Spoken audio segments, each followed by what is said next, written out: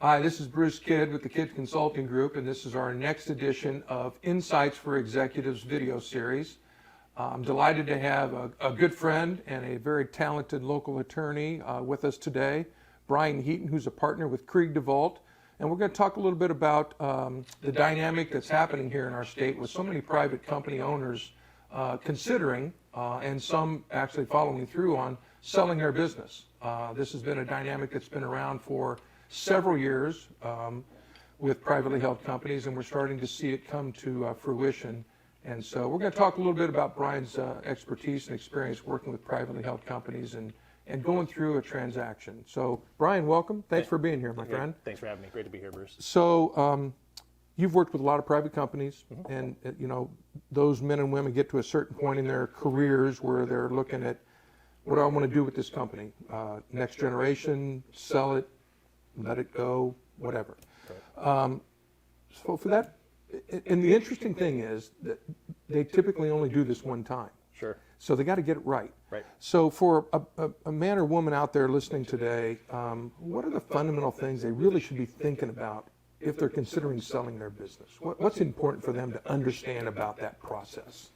Yeah, I think the main thing is it's not a one-size-fits-all. There's so many different people who have different motivations, and so some people say, I want to maximize purchase price because that's the only deal they're going to do, and they want to set up a legacy for their family. And some people say, have my employees that I'm loyal to me for all these years, and I want to create a soft landing spot for them, and so I want to be looking at a buyer that is a better fit that way. Sometimes they're going to continue on with the business, and they're trying to just take some chips off the table. So it really is important for them to think about what kind of deal they want, because there's so many different options out there. Yeah. And if you just say, you know, hey, I really want to drive price, that might take us down a different route than another. And even if you're not looking at a third party, do you have someone that do you have the legacy of giving it, either giving it through some creative business succession planning to your kids? Yeah. A lot of times these days, kids aren't interested in doing that, and that's why we're seeing so many businesses that have been family held for so long selling. Yeah. And so, do you have a management team that you can possibly sell to? Does an ESOP make sense for your company? There's so many different avenues you can go down. Yeah.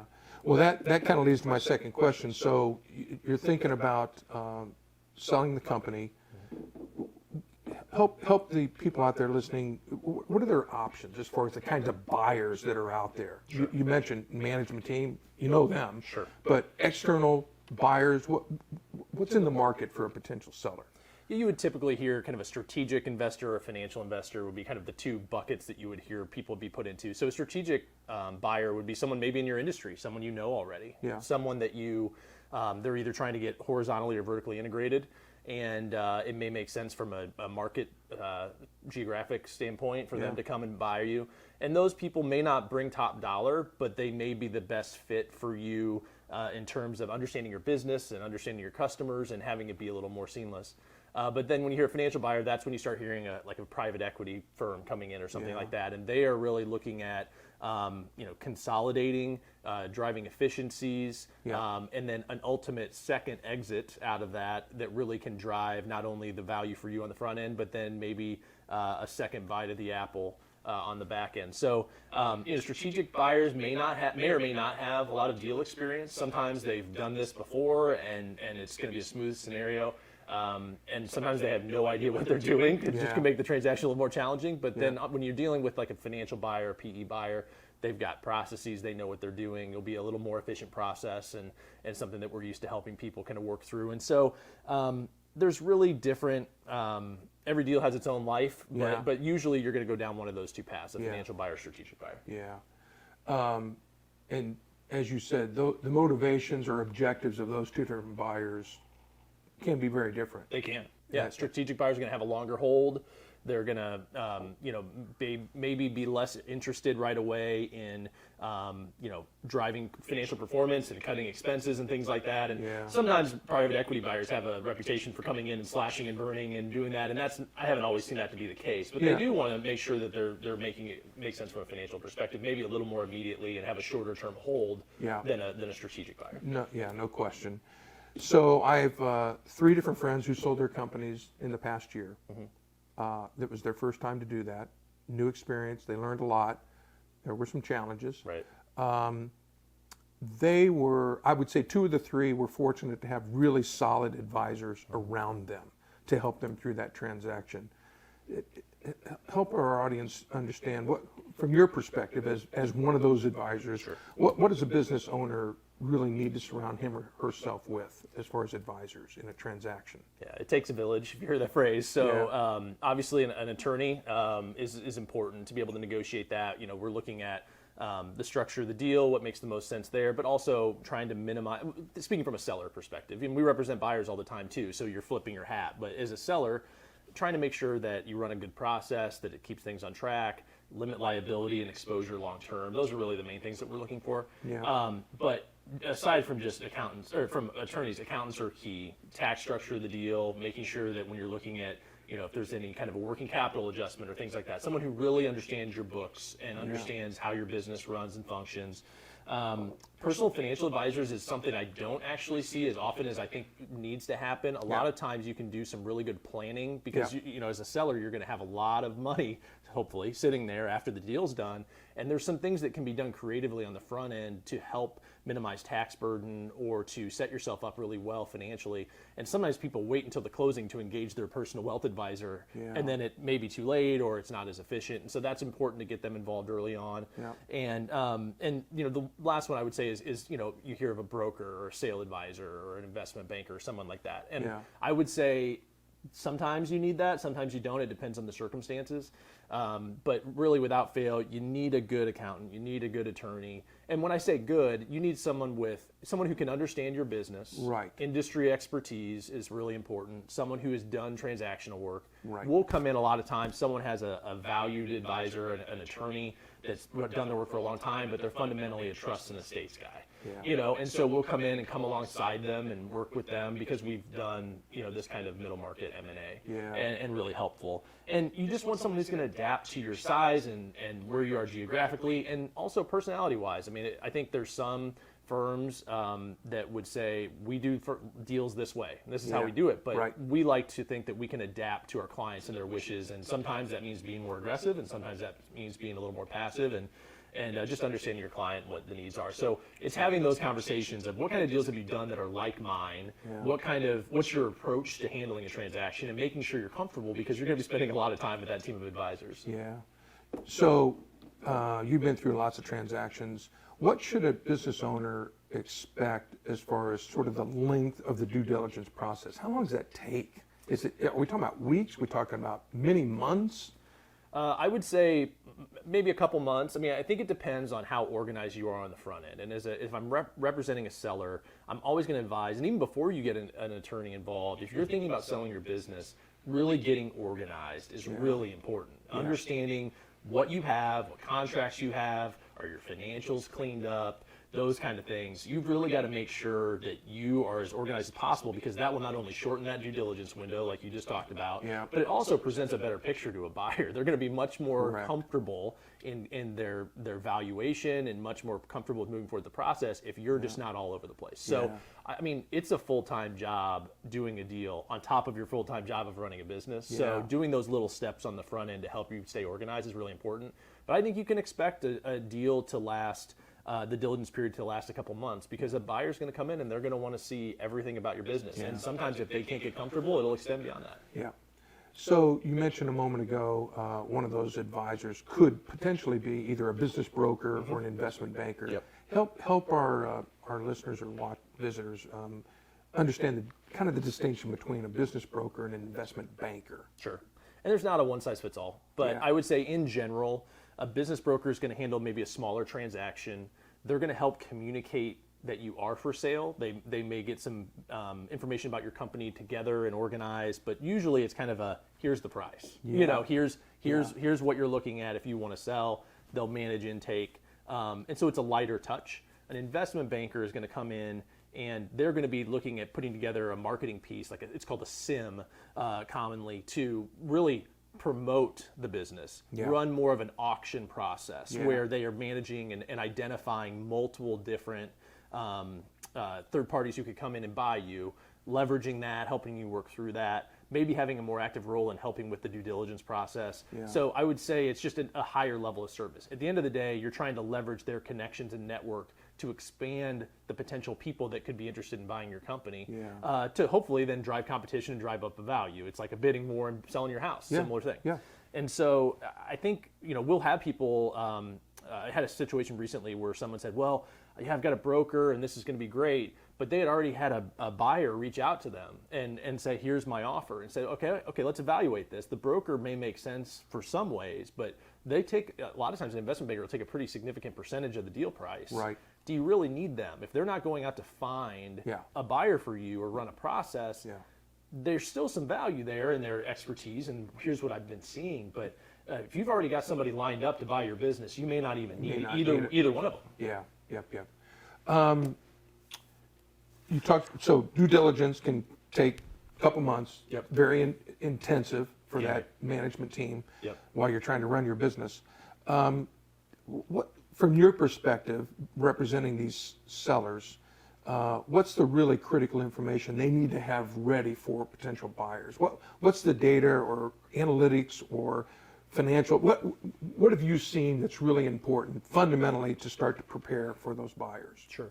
Financial statements above all else, having organized, hopefully they're, ideally they're in compliance with GAAP and they've been audited. We run into so many situations where the financial statements are a mess and they've just maybe even been lightly reviewed. Yeah. And so that can be challenging. Depending on your size, there may be a quality of earnings type of a project that's involved. That's not inexpensive, but depending on what you're looking for and the size of your company, that's something that may be needed for the deal.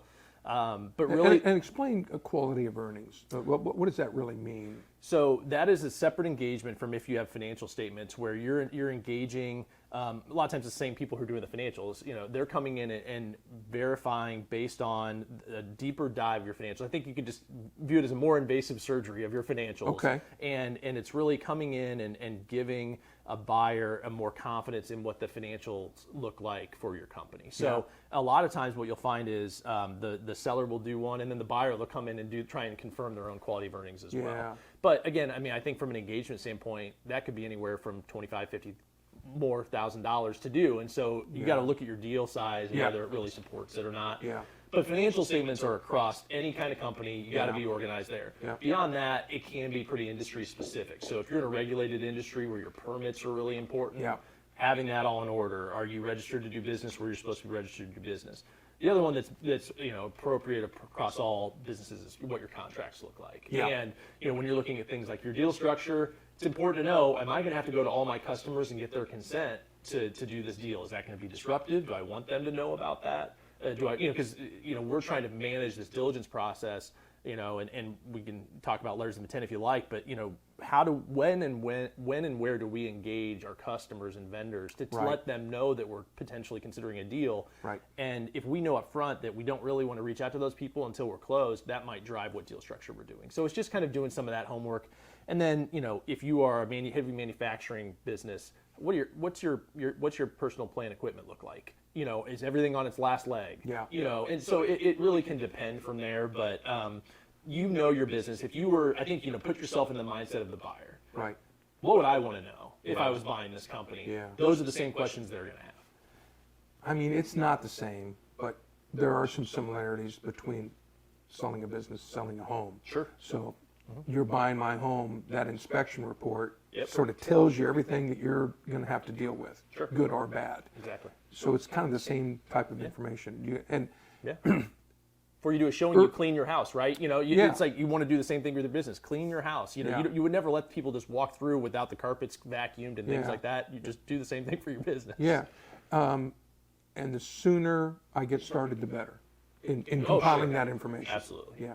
Okay. Absolutely. So let's go back to letters of intent for just a second, because I know the term because I've been involved with some companies that have sold.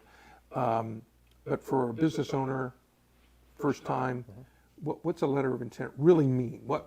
How binding is it? What is it? Sure. What do they do with it? So letter of intent is a non-binding initial. There are aspects of it that are binding. I can talk about that, but it's a shorthand Cliff Note version of what the deal is going to be at the end of the day. So you would never sign and sell your company off a letter of intent. It's kind of the preliminary document. Okay. And so it's really getting the key terms out there. So it's what's the purchase price look like? What kind of conditions are we going to have to closing on the transaction? employment terms for key executives, deal structure. It's going to have all that lined up so that you should have a flavor for what the deal is going to be, and take some of those negotiated issues that would be in the ultimate definitive agreement, and we're on the same page there so that everybody can be comfortable, because you don't have to put as many resources into drafting a letter of intent. They're more form driven, and before everyone spends a bunch of money with their advisory team that we just mentioned, let's make sure we have a deal first, and that's what it's designed to do. That said, there are some binding aspects of it. So a buyer is going to expect that they're not getting leveraged off, and you're not going to shop around the deal and say, well, hey, Joe's going to give me, $50 million, would you go to 51? And so a lot of times there's an exclusivity, a binding exclusivity provision in there that says, hey, during a certain period of time, 90, 120, 150 days, however long that people expect for the diligence period to last, you're only going to negotiate with us. You're not going to go out and try and shop your company around. Those provisions are important to understand as a seller, though, that sometimes we see little things creep into those provisions. Lawyers like to, give us an inch, we'll take a mile. Restrictions on how you operate the business start creeping in, and you have to let us know the terms of any other offers you get. And so those really need to be carefully negotiated. And it's important to get, your advisors engaged very early. If you get a letter of intent and you're thinking about signing it, have someone look at it first. I can't tell you how many times we run into a situation, I signed this letter of intent, we'd like to get you involved, and we're like, boy, we really wish you hadn't done that so that we could get some things taken care of. Yeah, absolutely. So, and then there's confidentiality. You're going to have an NDA in place. Sometimes that'll be referenced in the LOI. As a seller, I would like to have binding provisions in there about the diligence process and who can be engaged, who you're running it through, because you oftentimes don't want your employees and customers to know you're thinking about doing a deal, because if it falls apart, that's bad for business.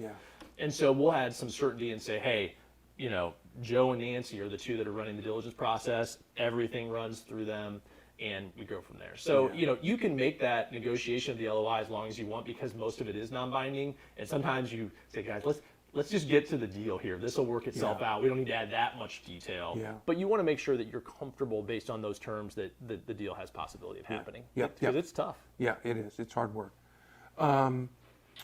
Last question for you. If anything else that you would suggest or recommend to a man or woman who's looking to sell their business here in the next year that they really need to think about from your lessons learned representing buyer or sellers? Yeah, I think, it goes back to my original point of, understanding what your key drivers are and communicating them clearly to your team. Understanding, is it timing? Do I really want to get this done in this calendar year? Is that really important? Is it really important that I take care of these particular individuals? Where we run into problems is, especially this will happen when there's a threat of maybe tax changes or something like that. We'll get a call from somebody in November saying, hey, I'd like to sell my business by the end of the year. And you just need to understand there's a life cycle and pipeline. And it's been a very busy M&A market for the last couple of years. And so if you're thinking about this, start having those conversations as early as possible. And it doesn't mean you have to do anything. And anything that we talk about with our clients is protected by privilege. It's confidential, and I'm sure that other advisors are treated the same way.